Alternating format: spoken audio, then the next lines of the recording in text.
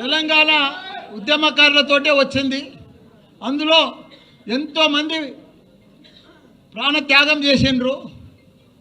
దాని ఫలితమే ఈరోజు మనకు తెలంగాణ వచ్చింది.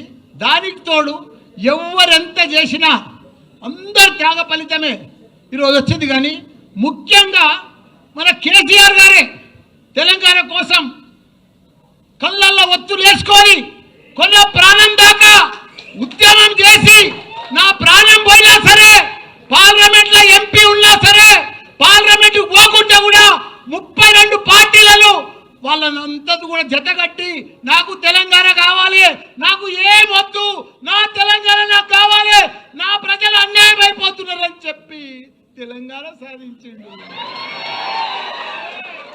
సాధించినాక దాన్ని వదిలిపెట్టలే తెలంగాణను. తెలంగాణ రాకముందుకు మన పరిస్థితి ఏముండే? నీళ్లు లేకుండే, కరెంటు లేకుండే, ఒక గురుకుల పాఠశాలలు లేకుండే, ఒకరికి ఉద్యోగాలు లేకుండే, ఏమీ లేకుండే. పంట వండినా పంట కొనేటోడు దిక్కు లేకుండే. అసలు తెలంగాణను తీసుకొచ్చి అలా ప్రపంచంలో గుర్తుపట్టేటట్టు చేసిండు మన హైదరాబాద్ తెలంగాణను కేటీఆర్ గారు.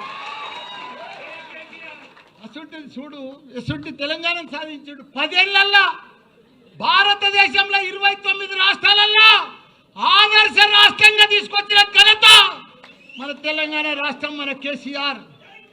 ఇవాళ ఆయనను పట్టుకొని ప్రపంచంలోనే ఎత్తైన లిఫ్ట్ ఇరిగేషన్ ప్రాజెక్టు కట్టిందంటే కాళేశ్వరం మన కేసీఆర్. రాత్రి పగలు దానికోసం 3 ఏళ్లలో చరిత్ర సృష్టించి 1 కోటి ఎకరాలకు నీళ్ళు ఇచ్చాలని చెప్పి ప్రాజెక్టు కొడితే అసలు ప్రాజెక్టును పంట కూడా పండించి చూపించిండు. 3 లక్షల కోట్ల మెట్రిక్ టన్నుల ధాన్యం పండించి చరిత్ర సృష్టించిండు భారతదేశంలో.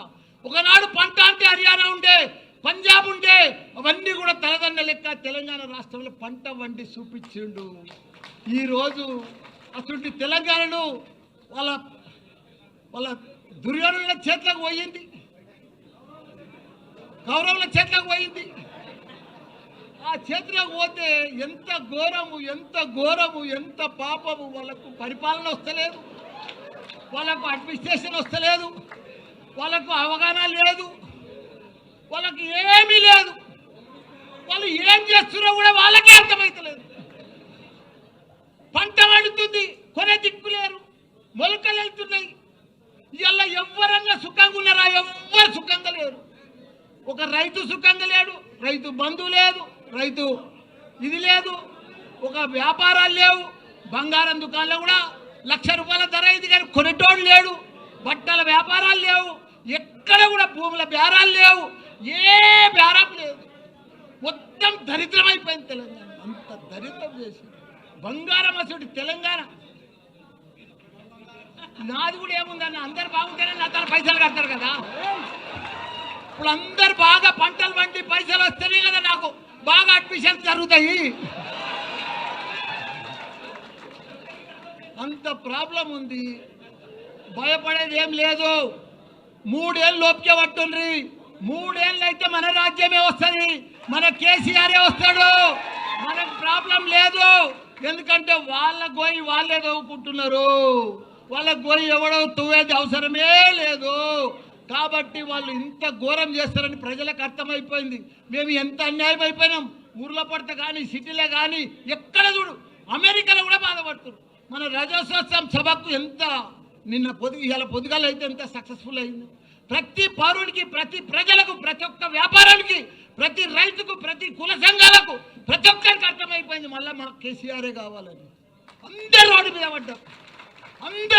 పడ్డారు. వాళ్ళు ఏం చెప్పినా మాయ మాటలే చెప్తున్నారు, అన్ని మాయ మాటలే చెప్తున్నారు, టైంపాస్ మాటలు చెప్తున్నారు, టైంపాస్ పరిపాలన చేస్తున్నారు. వాళ్ళు ఇట్లనే పొద్దు కూడా కొట్టేస్తారు. ఈ 3 ఏళ్ళు అందరికి అర్థమైపోయింది. వాళ్ళు ఏమి ఇయ్యరు. పెద్దగా ఇస్తామని ఇంత పెద్ద లిస్ట్ చెప్పారు, కానీ ఒక్క లిస్ట్ కూడా కంప్లీట్ చేయరు. వాళ్ళు చెయ్యలేరు. వాళ్ళతో కాదు, వాళ్ళతో పరిపాలనే కాదు. అట్టర్ ఫ్లాప్ అయిపోయింది ఈ ప్రభుత్వం. కాబట్టి మీరు కూడా ఒక సైనికుల లెక్క ఇది మంచి టైం వచ్చింది, మీకు కష్టపడాలి. అప్పుడు కేసీఆర్ సార్ ఎట్లా కష్టపడ్డాడో మీరందరూ కూడా అప్పుడు ఎవరు లేకుండా ఒక 5-6 మనుషులే ఉండే అప్పుడు తెలంగాణ వచ్చేటప్పుడు. ఇప్పుడు ఇంతమంది ఉన్నారు, 60 లక్షల మంది మన సభ్యత్వం ఉంది. మనం అందరం కూడా కష్టపడితే రేపు లోకల్ బాడీస్లో కానీ ప్రతి దాంట్లో మనమే గెలవాలి. ప్రజలు మన వైపు ఉన్నారు, కానీ వాళ్ళని మలుపుకోవాలి, చెప్పాలి. లీడర్ కొద్దిగా అటు ఇటు ఉన్నారు. మీరు దయచేసి లీడర్ అంటే ఇట్లుండాలి, నాయకులు అంటే ఇట్లుండాలి, ప్రజలలో అంటే ఇట్లుండాలి. జర దండం పెట్టుకుంటూ పోండ్రి, ప్రౌడ్గా పోకుండ్రి. పర్ఫెక్ట్గా పోతే మనం పర్ఫెక్ట్గా ఉంటాం. చాలా బాగా వస్తుంది. బాగా మెజార్టీ లోకల్ బాడీలో మనం అన్నీ గెలుస్తాం. మీరు ప్రజలలో ఉండరు. తప్పకుండా కేసీఆర్కు మళ్ళీ 3 ఏళ్లలో కూడా సీఎం అవుతాడు. మనందరికీ కూడా మంచి దినాలు వస్తాయని కూడా కోరుకుంటున్నా. జై తెలంగాణ, జై కేసీఆర్.